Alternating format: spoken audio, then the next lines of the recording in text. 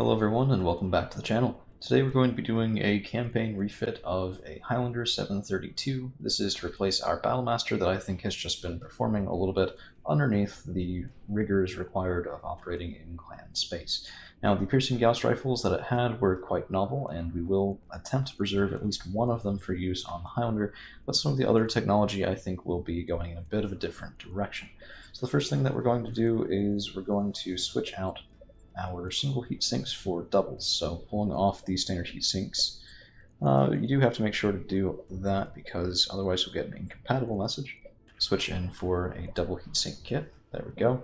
And we can immediately see our internal cooling jumps from 30 to 60, which makes us go from undercooled to just about right.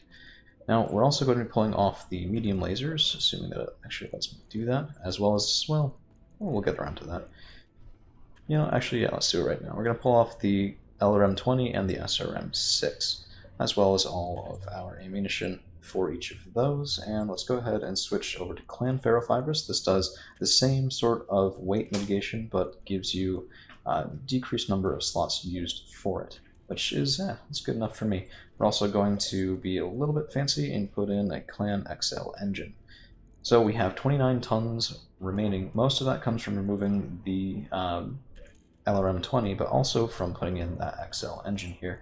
And the reason that we did that is because we have other tools at our disposal now with a little bit of clan tech that we can bring our way. So a standard LRM-20 does weigh 10 tons, clan LRM-20 weighs 5. So in place of that one LRM-20, we're going to put 2.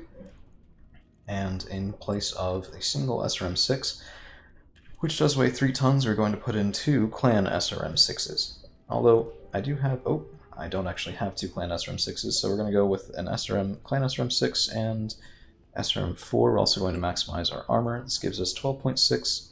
You know what? I think we're actually going to go with double SRM-4. This puts us at 13.187 tons remaining. It's a little bit more of a round-ish number, not really, but, well, it may be required. So in terms of our ballistic armaments, what we're going to do, I think, is we head over here. Piercing Gauss rifle, 15 tons. Standard is 15 as well. Yeah, we're going to tear off that regular Gauss rifle, put in a piercing Gauss rifle to maintain the sort of quirky armament here. We still have 13 plus tons remaining for use, and this is where things get a little bit weird. So Highlander is an assault mech, but it's an assault mech with a very particular set of quirks in BTA 3062, namely Highlander reinforced legs. What these do is they increase death from above damage by 30%, give us +3 accuracy for that, and reduce the amount of damage that we ourselves take from performing a death from above. This can be further augmented with leg modifications that I don't currently run, unfortunately. So the reason that I bring this up now is in order to make good use of these, we have to be relatively close by. Jump distance does scale off of move distance after all, and right now we're moving at 3.5, which is glacially slow. So let's take a look. The largest core that I have is 360, followed by a 340, so let's see what sort of movement we can get with the 340. That'll be 4.6. With the 360, that'll be 4.7. Okay, well, if that's the case, we're going to stick with the 340. Gives us a couple extra usable tons. Alright, so we need ammunition, and we also need to see if we have good fire control systems. We could go for an FCS Advanced TC. This ignores cover and guarded, firing a single weapon at the target. It also now allows no specific targeting of hit locations with called shots, but it does take a ton, and I think I'd rather have maybe an Artemis 4.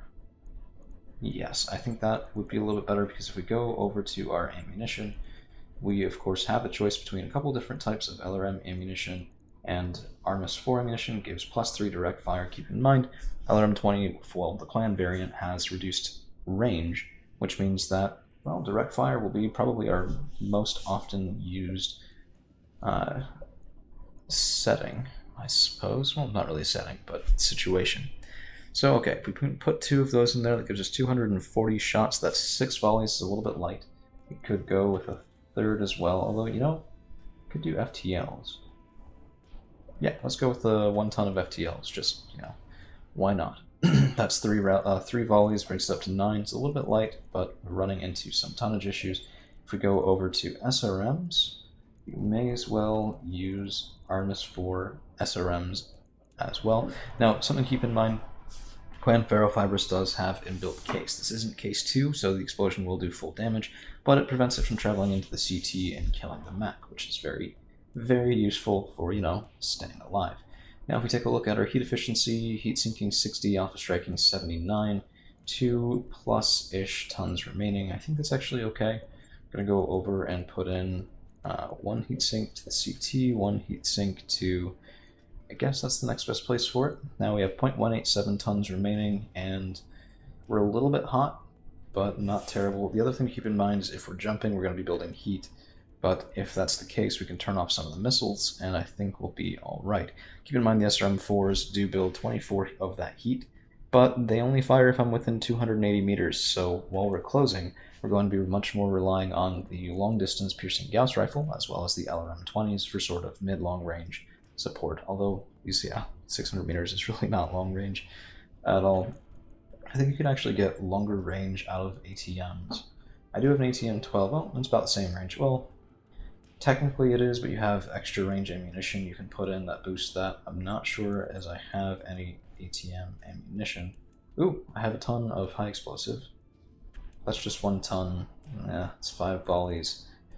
I need to pick up another ton of that before it's really a usable thing, but once it is, it will definitely get put to very good use on this channel, I can guarantee. Okay, so we have 4-6, we have max jump. It's 3 hexes? Really? Only 3? Huh. Let me see, 3 out of 3 jump jets installed. If I go over to, oh, it's not internals, is it? I so rarely do jump jets then. I actually don't know where they're supposed to be placed. It does look like it's internals. Interesting.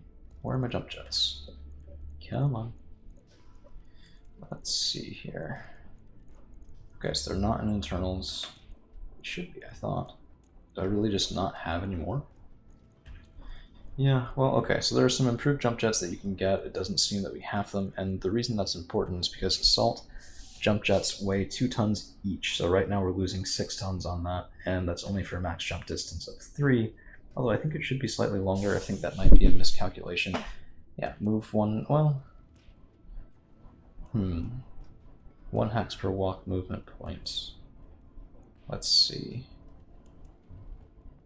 Oh, but our walk is 4. Yeah, I think, unfortunately, you need 4 in order to get that. Interesting.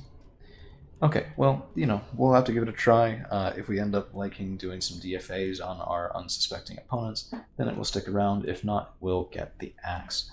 Although, at 4 million C-bills, well, I can't even afford this right now. Okay, this rebuild's going to have to wait a little bit. I have taken the Battlemaster offline, so we won't be seeing him anytime soon. But I think that's alright. It wasn't really doing the best for us to begin with. Hopefully we can build this someday. Thank you all for hanging around, and we'll see you again real soon.